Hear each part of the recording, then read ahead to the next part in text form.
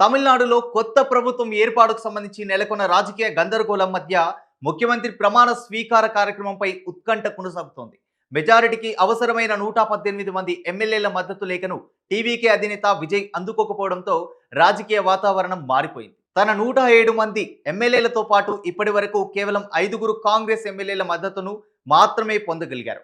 ఇక 118 మంది ఎమ్మెల్యేల మద్దతు లేఖను గవర్నర్ కు అందజేస్తేనే విజయ్ ను ప్రభుత్వాన్ని ఏర్పాటు చేసేందుకు ఆహ్వానిస్తారు.